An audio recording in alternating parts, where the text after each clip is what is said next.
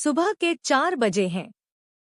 अभी सूरज की पहली किरण ने धरती को छुआ भी नहीं है, लेकिन गांव की पगडंडियों पर किसी के कदमों की आहट सुनाई दे रही है।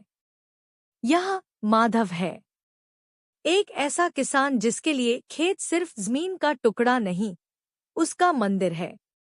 उसकी फटी हुई बिवाइयां और हाथों के गट्टे उसकी कड़ी मेहनत की गवाही देते हैं। सावित्री, माधव की पत्नी, अंदर से आवाज देते हुए, अजी सुनते हो? इतनी जल्दी भी क्या है? रात भर तो आप ठीक से सोए भी नहीं, और अब फिर खेत की ओर चल दिए। माधव मुस्कुराते हुए, सावित्री, खेत इंतजार नहीं करते।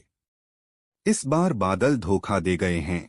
अगर मैंने आज क्यारी नहीं बनाई तो फसल की नमी मर जाएगी। मेहनत करने वालों के लिए नींद से ज्यादा जरूरी जमीन की प्यास होती है। सूखी जमीन पर फावड़ा चलाने की आवाज, खचखच। नरेशन, माधव के पास सिर्फ 2 एकड़ जमीन है, लेकिन वो जमीन पथरीली है। गांव के लोग उसे पागल कहते हैं, क्योंकि वो उस बंजर पहाड़ी के पास खेती करना चाहता है जहां सदियों से घास का एक तिनका भी नहीं उगा। गांव के दबंग मुखिया के आने की पच्चा। मुखिया हंसते हुए, क्यों रे माधव, क्यों इस पत्थर को खोदकर अपनी जवानी जाया कर रहा है? इस बंजर मिट्टी से पत्थर निकलेंगे, सोना नहीं। शहर जा मजदूरी कर, कम से कम 2 वक्त की रोटी तो मिलेगी। माधव पसीना पोंछते हुए, मुखिया जी, मिट्टी कभी बंजर नहीं होती, इंसान की नीयत बंजर हो जाती है। अगर मैं इस जमीन को अपना पसीना पिला सकता हूँ तो ये जमीन मुझे अनाज भी देगी। बस थोड़ा सब्र और बहुत सारी मेहनत चाहिए। मुखिया चिढ़कर, ठीक है, देखते हैं तेरा सब्र तुझे क्या खिलाता है। तेज धूप और लू चलने की आवाज, सूसू। दोपहर की चिलचिलाती धूप में भी माधव नहीं रुकता। कई दिन बीत गए, पानी का कोई नामोनिशान नहीं। माधव ने तय किया कि वह खुद एक कुआं खोदेगा।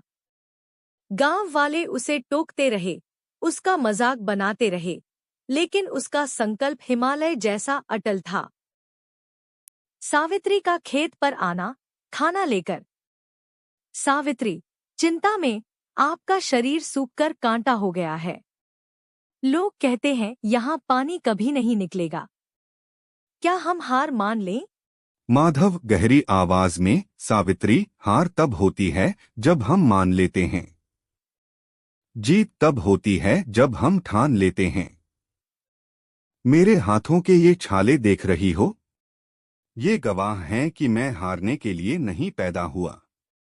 तुम बस मेरा साथ दो। माधव दिन रात एक कर देता है। रात को मशाल जलाकर गड्ढा खोदता और दिन में उसे संवारता। उसकी मेहनत देखकर गांव के कुछ नौजवानों के मन में भी जोश जागा, पर वे फिर भी हिचकिचा रहे थे। मिट्टी के ढहने और फिर अचानक पानी के फव्वारे की आवाज। और फिर एक दिन वो हुआ जो नामुमकिन था। 40 फीट नीचे माधव के फावड़े से एक पत्थर टकराया और अचानक ठंडे पानी की एक धार फूट माधव पड़ी। पागलों की तरह चिल्लाते हुए, पानी! सावित्री देखो, पानी निकल आया। मेरी मिट्टी को जीवन मिल गया। गांव वालों के शोर शराबे की आवाज। देखते ही देखते पूरे गांव में खबर फैल गई। माधव की उस बंजर जमीन पर अब हरियाली लहलहाने लगी थी। उसने नई तकनीक सीखी, खाद का सही इस्तेमाल किया और उस साल उसकी फसल गांव की सबसे बेहतरीन फसल थी। मुखिया लज्जित होकर, माधव, मुझे माफ कर देना। मैंने तेरी मेहनत को पागलपन समझा था, पर तूने साबित कर दिया कि मेहनत के आगे तकदीर को भी झुकना पड़ता है। आज माधव के खेत में जो गेहूं की बालियां झूम रही हैं, वो सिर्फ अनाज नहीं, उसका मान सम्मान है।